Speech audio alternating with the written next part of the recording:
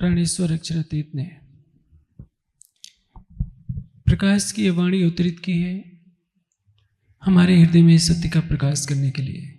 ऐसा प्रकाश जब हृदय में हो जाता है तो माया का अंधकार स्वाभाविक रूप से समाप्त हो जाता है। महामती जी के स्वरों में चौपाई अवतरित होती है। तुम हो अंग मेरे के जिन देखो माया को मरम जी, धाम धनी आए तुम कारण तुम्हें अजो न आवे शरम जी। कितने शब्द मीठे भी हैं और हृदय को झकझोरने वाले भी हैं कि अक्षरातीत इस संसार में क्यों आए हैं? हमें जगाने के लिए। यदि अक्षरातीत नहीं आते तो उनकी वाणी नहीं आती। वाणी नहीं आती तो इस संसार में हमें कौन बताने वाला था कि हम कहाँ से आए हैं, इस संसार को छोड़कर हमें जाना कहाँ है। हम रोएं चीखें कुछ भी करें, मौत तो आएगी। संसार को हमें छोड़ना पड़ेगा, संसार का प्रलय भी होगा, लेकिन माया के कष्टों से हमें कौन बचा सकता है सिवाय एक अक्षरातीत के। इसलिए महामती जी की आत्मा कहती है कि जैसे एक गोताखोर समुद्र में डूबकर मोतियों को चुनता है, उसी तरह से आपने इस भवसागर में डूबकर परम धाम की आत्मा रूपी मोतियों का संकलन किया है। महामती जी की आत्मा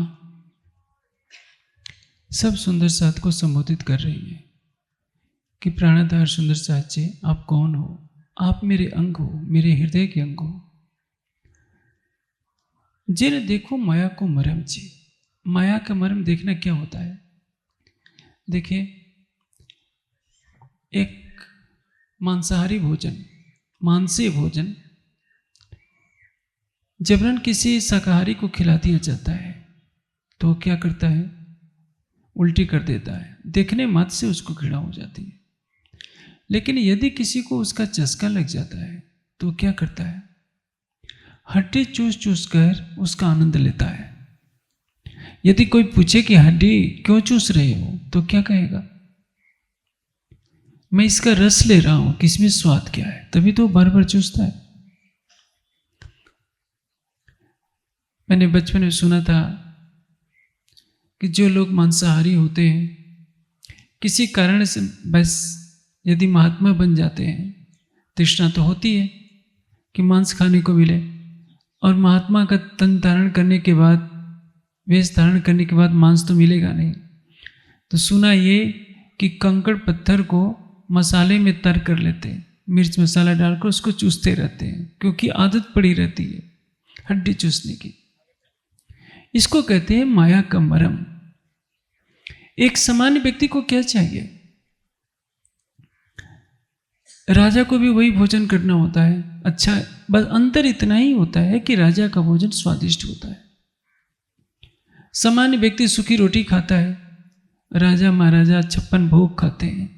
भोजन सभी करते हैं, सभी सांस लेते हैं, सभी जल पीते हैं। एक गुदड़ी पर सो लेता है तो एक मखमली बिछौने पर सोता है। एक झोपड़ी में रह लेता है, एक सोने के महलों में रहता है। लेकिन निद्रा, भोजन, आवास, जल, ये सबकी प्राथमिक आवश्यकताएं होती हैं। हमारे मनुष्यों ने क्या कहा है? अपरिग्रह, अनावश्यक संचय न करें। मनुष्य जब देखिए तब अधिक से अधिक सुख सुविधाओं की खोज करता है। जो एक सामान्य जीवन जिया जा सकता है उससे उसको संतोष नहीं होता।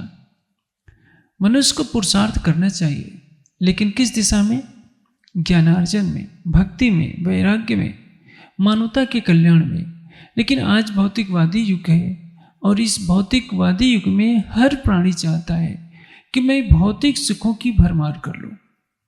जैसे आप देखते हैं, कोई व्यक्ति अधिकारी बड़ा बन जाता है या कोई मंत्री बन जाता है तो कुछ ही वर्षों में उसकी बड़ी बड़ी कोठियां दिखने लगती है, बैंक बैलेंस बढ़ जाते हैं, कई कारें घर में आ जाती है। कहाँ से आती है? अनैतिक तरीके से कहीं ना कहीं आती है।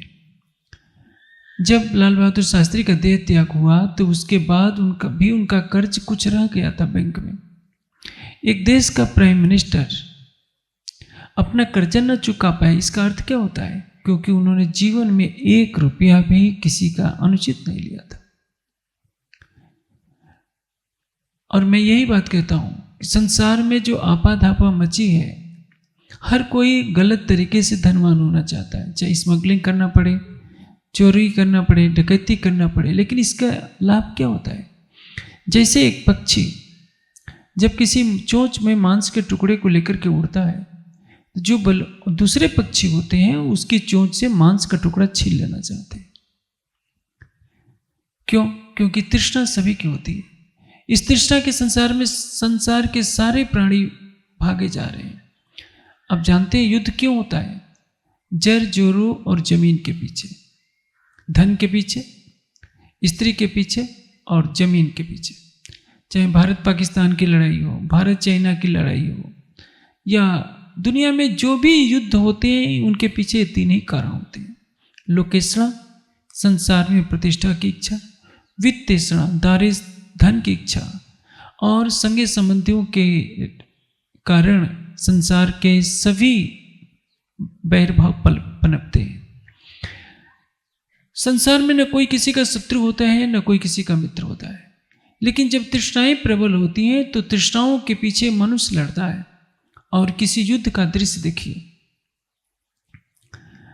आपको देखना है तो एम्स में चले जाइए या किसी भी बड़े हॉस्पिटल में, मुंबई में भी जहाँ बड़ा हॉस्पिटल है वहाँ चले जाइए, आपको लगेगा कि दुनिया में क्या सार है, कुछ भी नहीं है। आप किसी श्मशान घाट में चले जाते हैं बड़े शहर के, तो एक चीता आती है, उसको जलाया जा रहा होता है, फिर दूसरी तीसरी चिताएं आ जाती हैं। चिताओं की भरमार लगी रहती है, जिधर देखिए उधर चिता जल रही है। क्या आपने कभी श्मशान घाट में जाकर संसार की नश्वरता के बारे में देखने का प्रयास किया है?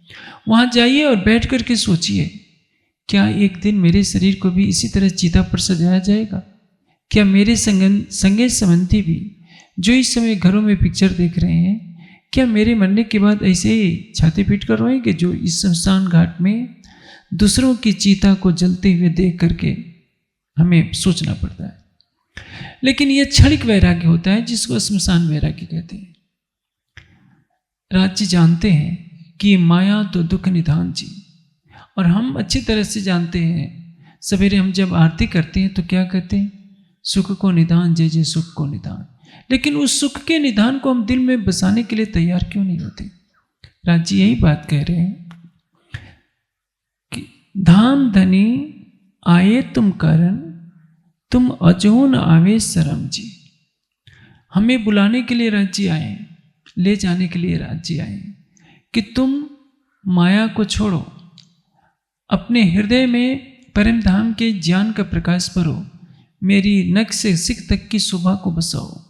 जब मेरी शोभा का प्रकाश तुम्हारे हृदय में आ जाएगा, परम धाम की वाणी का प्रकाश तुम्हारे हृदय में आ जाएगा, तो ये माया का अंधकार तुम्हारे हृदय से निकल जाएगा। अन्यथा माया का यह अंधकार ही तो 84 लाख योनियों में सबको भटकाया करता है। अब आप सोच सकते हैं कि जागने का क्या फल होगा? जब इन अर्थे जागी वासना, तब वृथा न जाए एक श्वास जी।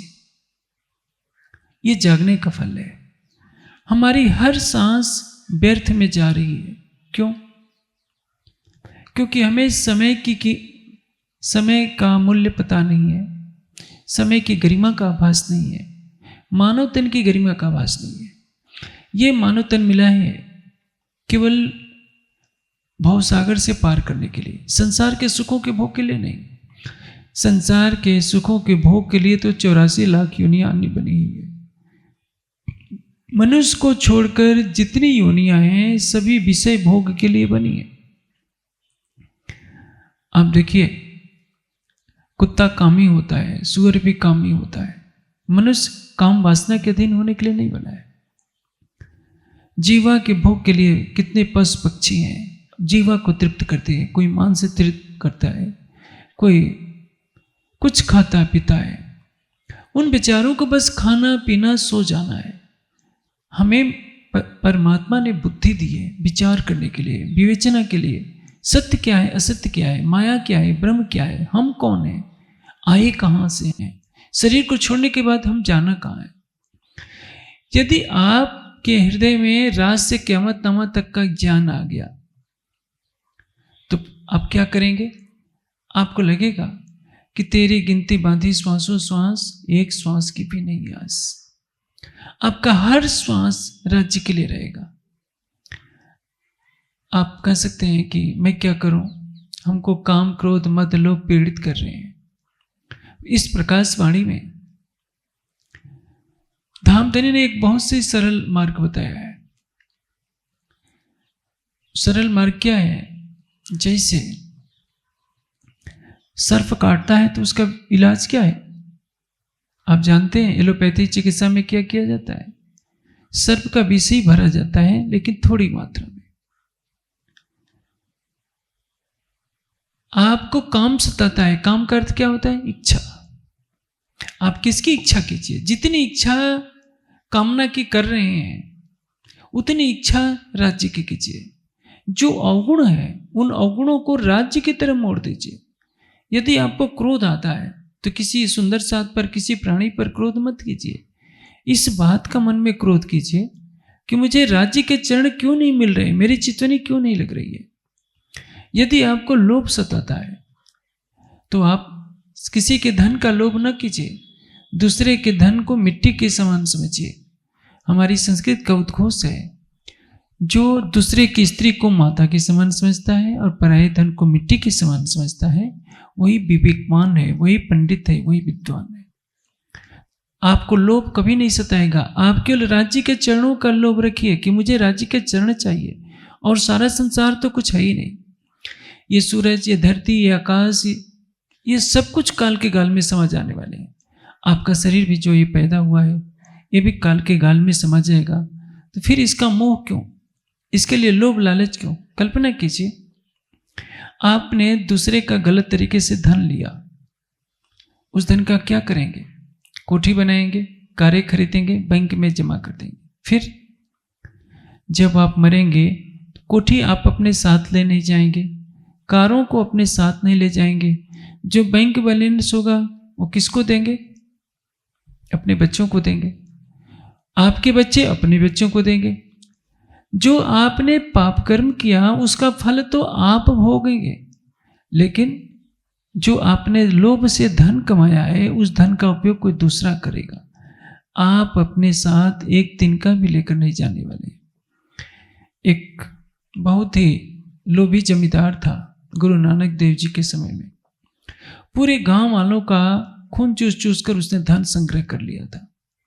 उसने कभी देना नहीं सीखा था, केवल लेना सीखा था। गुरु नानक देव जी को भी उसने 1 रुपया दिया।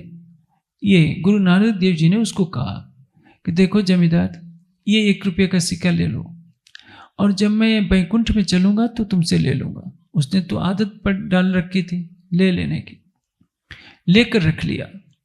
रात को घर आया, सोचने लगा कि गुरु नानक देव जी ने मुझे ये रुपये का जो सिक्का दिया है, मैंने ले तो लिया, इसको देने का मन ही नहीं करता, लेकिन उन्होंने कहा कि बैकुंठ में मैं तुमसे ले लूंगा। सोचने लगा कि जब मैं मरूंगा तो ये बैकुंठ में ले तो नहीं जाऊंगा, फिर नानक देव जी को कैसे दे पाऊंगा।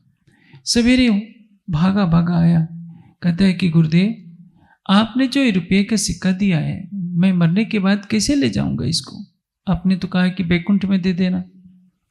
नानक देव जी कहते हैं कि बताओ, जब तुम 1 रुपये का सिक्का बैकुंठ में नहीं ले जाते तो इन गरीबों का खून चूस चूस कर ये जो तुमने हवेली इकट्ठी कर रखी, बना रखी है, इतना धन इकट्ठा कर रखा है, लेकर कहाँ जाओगे?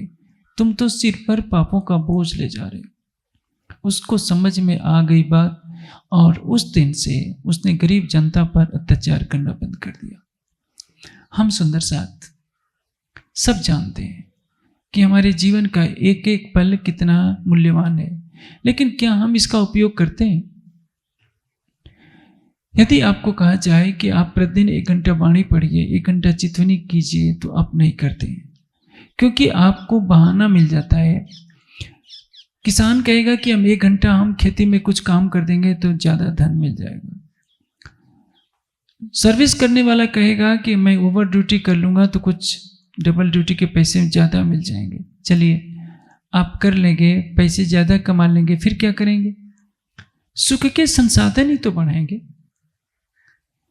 लेकिन इन संसाधनों से आपको क्या मिलेगा? धन आपको भोजन दे सकता है, भूख कहाँ से लाएंगे?